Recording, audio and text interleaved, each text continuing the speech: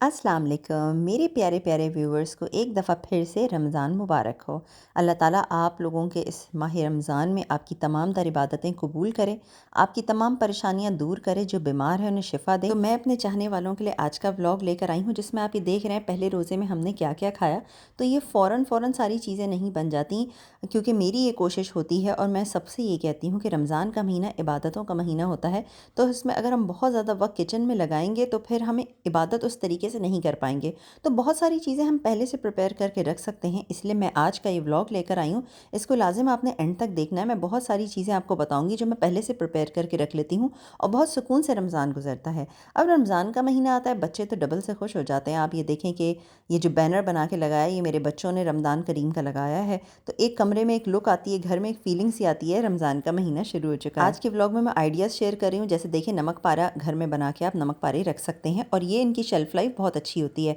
ये ख़राब भी नहीं होते। आप 10-15 दिन के हिसाब से बना के किसी एयर टाइट जार में, कंटेनर में, बॉक्स में इस तरीके से इसको भर के रख लीजिए और ये आपके किचन के शेल्फ़ पे रहेंगे और ये ख़राब भी नहीं होंगे। इफ्तार के टाइम चाय के साथ हम तो ये भी खाते हैं। अब ये देखें, मैंने क्या किया है, हरी मिर्चियाँ ज़्यादा ले आई थी, तो इनके हेड काट के ऐसे करके यूँ नोच के तोड़ लीजिए। और अब ये ख़राब ना हो जाए तो इनको धो के फिर इनके हेड काट के इसे जिप लॉक बैग में डाल के आपने एयर निकाल लेनी है और इसे फ्रीज़ कर लेना है। अब रमज़ान में आप जब भी कुकिंग करें तो ये आपके काम आएगी। तो अगर कोई सस्ती सब्ज़ी मिले तो आप इस तरीके से उसको फ्रीज़ कर सकते हैं। मुकम्मल रेसिपीज़ हर चीज़ की चैनल पे ऑलरेडी अवेलेबल है, जो नाम लिखेंगे सर्च बार पे आपको मिल जाएगा। अब ये बिहारी बोटी क्रूसन रोल्स, बिहारी बोटी बनाई थी तो साथ में मैंने कहा चलो उसके क्रूसन रोल्स बना दूँ। क्रूसन घर में बासानी बन जाते हैं। मेरे चैनल पर अगर आप सर्च करेंगे क्रूसन रोल्स की रेसिपी तो आपको बिहारी बोटी क्रूसन रोल की रेसिपी मिल जाएगी।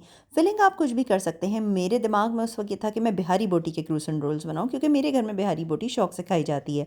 और उसको बाज़ारी लुक देने के लिए देखें, अंडे का एग योक ब्रश कर सकते हैं आप, और इसके ऊपर आप खूबसूरत दिखाने के लिए इसको वाइट तिल, जो सेसमे सीड्स होते हैं वो भी लगा सकते हैं, काले तिल भी लगा सकते हैं, मर्ज़ी होती है। तो ये चीज़ें आप बना के, अगर आप ये क्रूसेंट रोल्स बना के फ्रिज में रख लेंगे तो आराम से 5-6 दिन या 1 हफ़्ते तक ये ख़राब नहीं होते।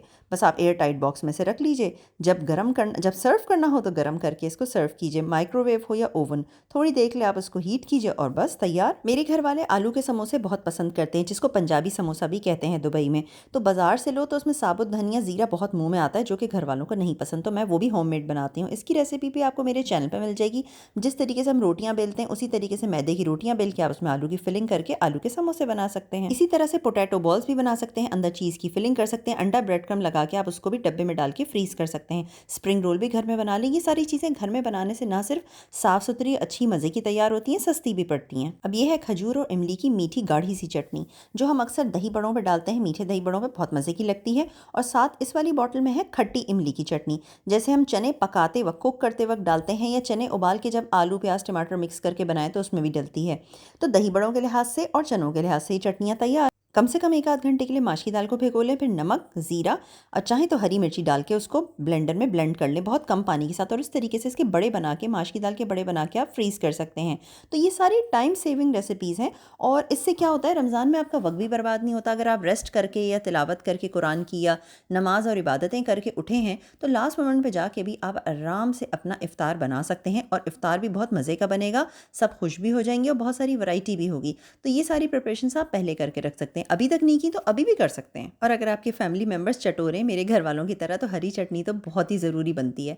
ये तो बनाना फ़र्ज़ है हमारे यहाँ। हरे धनिए, पुदीने, हरी मिर्ची और नमक, ज़ीरा, नींबू भी डाल सकते हैं, चाहे तो इमली का पल्प भी डाल सकते हैं।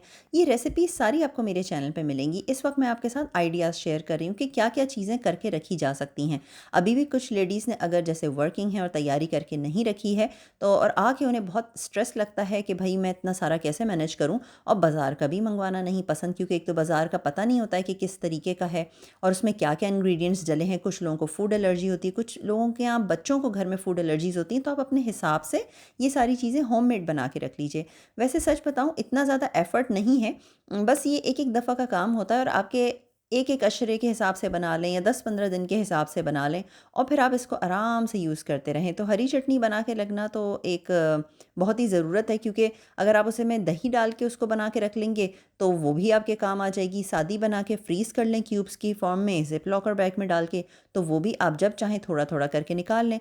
ऐसे तरीक़ों से ना क्या होता है कि चटनी ख़राब नहीं होती। जैसे अगर आपने ज़िप लॉक बैग्स में इसके क्यूब्स बना के फ्रीज़ कर लिए हैं, तो आप थोड़े-थोड़े करके रोज़ फ्रेश-फ्रेश निकालें, चटनी का कलर भी ख़राब नहीं होता।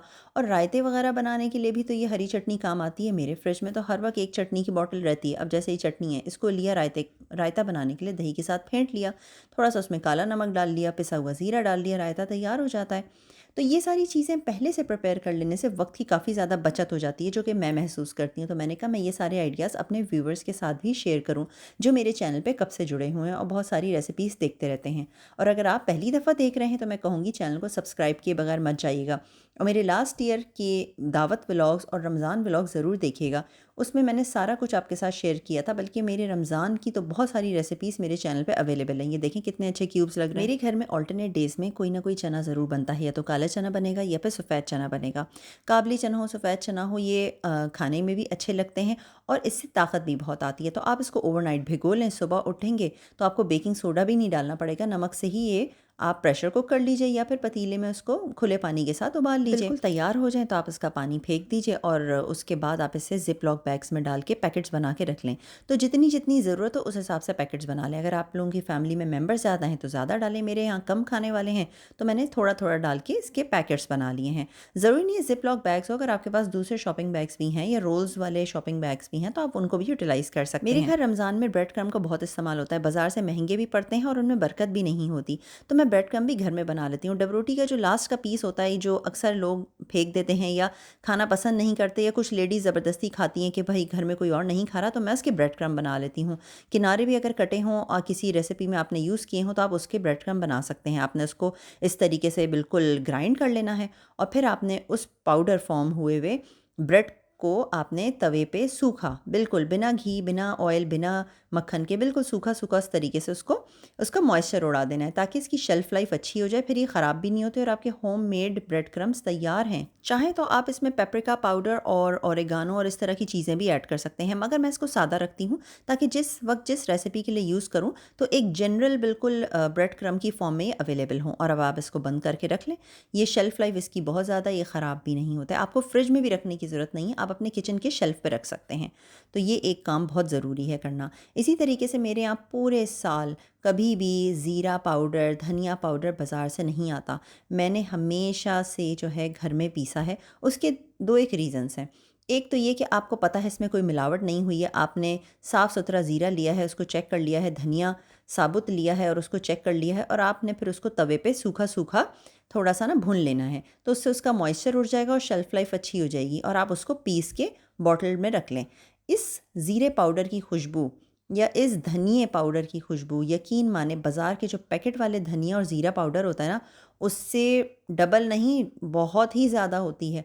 और टेस्ट आपके खानों में इतना आएगा कि अगर आप सब्ज़ी में भी ये वाला ज़ीरा डालेंगे ना, घर का भुना पिसा हुआ, तो घर वाले कहेंगे सब्ज़ी इतनी मज़े की कैसी बनी है। तो ख़ास कर जैसे चिकन कढ़ाई वगैरह है, उसके लिए आप 2 तरह से पीस के रख लीजिए। धनिया पाउडर एक बारीक पीस के रख लीजिए, एक दरदरा सा रख लीजिए। तो हर तरह की रेसिपी में आप उसे यूज़ कर सकते हैं। है ना काम की ट्रिक। पिछले साल मेरी काफ़ी दावतों में मैंने चिकन डोनट्स लोगों को सर्व किए थे, सबको बहुत पसंद आए थे। इसको बनाना निहायत ही आसान है। रेसिपी मेरे चैनल पे अवेलेबल है। फिर बताती चलूँ, इस व्लॉग को लंबा करने का कोई फ़ायदा नहीं था, क्योंकि ये व्लॉग बनाने का मकसद आपके साथ सिर्फ आइडियाज़ शेयर करना है।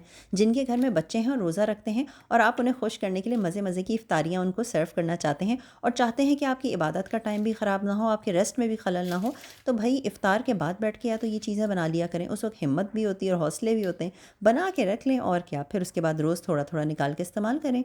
लास्ट मोमेंट पे जाके आप अपनी आराम से इफ्तारी को तैयार कर सकते हैं। घर वाले भी खुश, और वो वाली बात है, टमी भी खुश, मम्मी भी खुश, बच्चे भी खुश। और ये देखें इतने मज़े से आप इसे बना के रखें, फ्रीज़ कर लें, अंडे में डिप करें, ब्रेड क्रम्स लगाएं और ये तैयार। अभी मैंने जो ब्रेड क्रम्स सादे रखे थे, उसी तरीके से मैं ब्रेड क्रम्स में कभी-कभी जो इटालियन हर्ब्स होती हैं और थोड़ा सा पेपरिका पाउडर भी मिक्स करके रखती हूँ। तो ये देखें, ये ब्रेड क्रम्ब वो वाले हैं जिनमें थोड़ा सा मसाला एडेड है। अलग-अलग रेसिपीज़ के हिसाब से हमें अलग-अलग ज़रूरत होती है, तो वो आप उसी तरीके से बॉटल्स में बना-बना के रख सकते हैं। चिकन डोनट इतने मज़े के बनते हैं, मैं कहूँगी कि बच्चे चॉकलेट वाले मीठे डोनट भूल जाएँगे, और हेल्दी भी होते हैं। और आप इसको बर्गर के बन में भी एज़ ए पैटी भी रख सकते हैं, तो भी बहुत मज़े के लगते हैं, और इनको भी बना के आप ज़िप लॉक बैग में फ्रीज़ कर लीजिएगा। अब ये नेक्स्ट जो है, चिकन पैटीज़ बनाए हैं मैंने, बर्गर के पैटीज़। इसको बनाना भी निहायत आसान है और बिल्कुल पतले-पतले बनाते हैं हम। अब इसकी थिन थिन कितना है, आप ये देखें कितना पतला पतला बनाया मैंने। ज़्यादा मोटे बनाने से एक तो फ्राइंग में टाइम भी बहुत लगता है, तेल भी बहुत ज़्यादा लगता है, और फिर ये पैटीज़ हैं, जैसे बर्गर पैटीज़ नहीं होते हैं जैसे बाज़ार के आप लोग ख़रीदते हैं। तो आप इस तरीके से बना के इनको पहले ट्रे में इस तरीके से एक एक लेयर शॉपर की लगा के इसको पूरा अच्छे तरीके से फ्रीज़ कर लें, और फिर इसके पैकेट्स बना के रख लें। और ये तलने के बाद मैंने कहा मैं आपको दिखाऊँ, ये देखें कितने बेइंतहा मज़े के लग रहे हैं ना। तो ये इतने मज़े के आपके बर्गर्स बन सकते हैं, सैंडविचेस में डाल सकते हैं आप उसे, और इन्जॉय करें। अक्सर लोगों के घरों में पूरे साल शामी कबाब बना के फ्रीज़र में रखे जाते हैं। मेरे यहाँ रमज़ान में तो उसका ख़ास एहतमाम होता है, क्योंकि सहरी के टाइम पे बच्चे जब ऑमलेट या एग फ्राई खाते हैं तो साथ में उन्हें शामी कबाब तो लाजिम चाहिए। और ये है ना हेल्दी, गोश्त भी जा रहा है, चने की दाल भी जा रही है, और क्या। तो इससे ज़्यादा अच्छी चीज़ क्या होगी। बनाएं, उसको बना के फ्रीज़ कर लें, रेसिपी चैनल पे अवेलेबल है। देखें फ्राई करने के बाद लुक कितनी प्यारी आई है। तो उम्मीद करती हूँ आज का व्लॉग आपको बहुत इन्फॉर्मेटिव लगा होगा, बहुत बहुत सारे लोगों को आइडियाज़ भी मिले होंगे कि वो किस तरीके से अपने रमज़ान को अच्छे तरीके से गुजार सकते हैं। और बल्कि ये सारी चीज़ें तो आप आम दिनों में बच्चों की स्कूल के लिए भी बना के पहले से रख सकते हैं। चलें, अपना ख्याल रखें, दुआ में याद रखें।